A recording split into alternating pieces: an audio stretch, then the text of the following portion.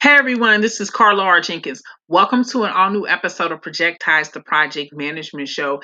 In today's show, I got an article from Harvard Business Review about how to make sure agile teams can work together. And even though it was published in 2018, I feel it's very relevant because of what's going on with the pandemic. In the first sentence, it says increasing volatility, uncertainty, growing complexity, and ambiguous information, or VUCA, which is part of the prompt list underneath the Project Management Body of Knowledge 6th edition. So I think it was relevant because, and I'm going to put the article in here, it's relevant because it's about the pandemic and how a lot of companies are doing Scrum, which is a form of Agile. And this can be relevant to you if you're doing project management and you're doing a pandemic, because a pandemic is disaster recovery. So it's crisis communication, crisis management plan. So this is very, very relevant. And so now I'm going to review it. It says organizations need to be continually on the lookout for new market developments and competitive threats, identifying essential experts and nimbly forming and disbanding teams to help tackle those issues quickly. So if you saw in the beginning of the pandemic here in the United States in March, you had everyone go from offline in person to online. Now you're in different phases of reopening, and you have to be more nimble and more agile because things change. They use an example, Connected Commons, which is audio visual. The CEO heralded as a pivot point of doing new markets along with existing channels. They also did cross-functioning initiatives of 100 plus employees to bring it new channels. However, that initiative was failing. Why was it failing? Because they did not understand. And one of the significant parts and problems with collaboration when you're talking about relationships is what you're doing now. The pandemic went against formal reporting structures. So think of it this way. There was a lot of companies that did not have remote work policies. Their standard operating procedures was based on you being in an office. However, now they had to create these policies. And so when you want to foster collaboration, you have to make sure that the infrastructure and the rules are enforced, because human beings are going to report to their structure. So when you have these cross collaboration teams, as you're having with the pandemic, and they're outside the traditional reporting structures, that's going to cause a problem. Um, Regarding the writer's research, said that when they focus on agility, it's not a broad idea, but on what matters the most at the point of execution, where teams are working on new products, new strategic initiatives, or with top clients. All of these points of execution are essential for organization, yet all encounter inefficiencies unless they're managed as a network. So Harvard Business Review is saying that applying this to the pandemic and project management is if most companies are doing some type of agile or hybrid project management cycle. If you tailor your collaboration and your new structure towards any new product, any strategic initiatives, or any top clients, or anything that's tied to the bottom line, it's more likely that the agile teams can work together, even if you have more archaic standard operating procedures, because everybody would want to be attached and work towards increasing the revenue, increasing new opportunities, and increasing new products. Because you working on a new product team means you have done it before everyone else, and you're more likely to get a bonus out of it. Uh, they also assess strategically important groups. In addition, their research is conducting interviews with workers and leaders in the companies, which is something that we talk about uh, stakeholder analysis and gathering information when creating a project management plan. You, as the project manager, and the project team members, they have to interview people, get as much information and data to progressively elaborate and get as much information as possible to make the project management plan as accurate as possible. And the writers and the authors came to 4 different dimensions, which is managing the center of the network, engaging the fringe, bridging the select silos, and leveraging boundary spanners.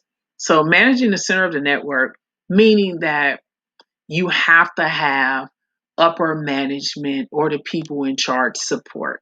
If management doesn't support the initiative, no matter how well it is, the agile teams won't be able to work together because, as I mentioned earlier, people go back to their traditional reporting structures. And so the authors said to encourage overwhelmed employees to redistribute collaborative work. Usually, when it's a pandemic or any type of disaster recovery, you have one person doing the majority of it because they caught on the fastest. Other recommendations is to understand how employees have ended up in the center. Next is map the interdependencies between the different teams, which is good because the interdependencies would help a lot of people transfer skills. Like we have things called schedule compression techniques. 2 of them is called fast tracking and crashing. So with fast tracking, you parallel things. So you align 2 or more tasks if they have like the same requirements. You put those together so you can streamline, do it 2 or 3 times at once. It's the same thing here. Map the interdependencies between different teams. Next is engaging the next word's fringe players. So you have to look at the people who are outside the mainstream. Maybe they position themselves because they don't want to be a part of a certain group of people. They also said that it can take 3 to 5 years for a newcomer to replicate the connectivity of a high performance performer. The same thing is 80% of your customers come from 80% of your sales come from 20% of your customers. That's very important. And trust and fringe employees are those who see it differently. But in a pandemic right now, you need different perspectives because we are in different times. Whenever you're doing disaster recovery, you can't think the same way because it is a different time. Their recommendation regarding fringe people are create hidden gem programs to unearth high potential but overlooked experts, help those on the fringe create pull for their work so that they can be seen as credible. That comes from influencing people and motivation, which is in chapter 9 of the project management body of knowledge 6th edition resource management knowledge area. Pair newcomers with network influencer through staffing and monitoring, and then create inclusive and trusting environments to facilitate agile collaboration. And Harvard Business Review reports high performing organizations are 2.5 times more likely to facilitate an environment of safe communication. The third thing is bridge and select silos. So human beings are impacts. We're creatures of habit. We get together, finance talk to finance, human resource talk to human resource, and marketing talks to marketing. Here, you have to have multidisciplinary collaboration, especially during this pandemic where one or more team members may be missing. That person, in addition to working, probably has to homeschool or at least monitor the online schooling of the kid because the child is at home too. Or they may be a caregiver and their mother or father or elderly relative is in a nursing home and they can't see them, so they're monitoring their phone just to get some updates. You have to look at that.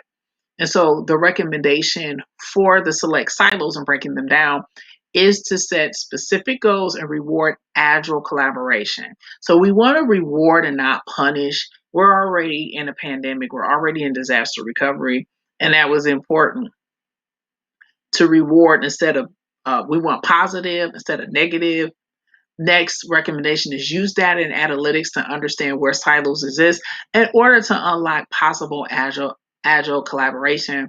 And then final recommendation for busting down select silos is identify experts scattered across silos and key cross points in the firm or company for agile collaboration. So the authors talk about setting up communities of practice or business development initiatives to help share expertise or resources. And then the fourth thing that they talk about is spanning external boundaries. And the authors write, agility thrives when employees understand their organization within the broader ecosystem and continually scan for market developments that pose either threats or opportunities. So, threats or opportunities, here we're talking about SWOT, which is strengths, weaknesses, opportunities, and threats. And so doing so requires dynamic knowledge of external bodies such as competitors, customers, regulators, and expertise communities or associations. And so their recommendations for senior managers in spanning is identifying and list boundary spanners to help tackle vexing problems. So the person who knows everybody, enlist him or her. Another recommendation they have is nurture relationships and promote the exchange of information by organizing forums or a special event that convene key players from across the ecosystem. And then the final recommendation is to promote connectivity to key external stakeholders. So your internal stakeholders are within your company. External stakeholders, it can be service providers if you're in IT service management, as Harvard Business talks about, such as the clients, suppliers, regulatory bodies, or professional organization. Here, senior managers should require employees who are well connected internally to work on external connections, or suggest that those who are well connected externally mentor junior employees in networking to ensure boundary spanning. So those are the four things that would help recombine essential expertise from all across points in the network to address VUCA, which is volatility, uncertainty,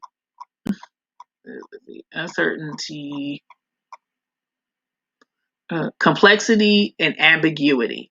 So this concludes this episode of Projectized. And I always shout out people, some from Instagram. I'd like to thank Nezra for watching me live. I'm doing well. Thank you for asking. This is the episode of Projectized. Remember, it comes on 5:30 p.m. Eastern Standard Time, Mondays through Fridays on Instagram Live, Periscope, and YouTube Live.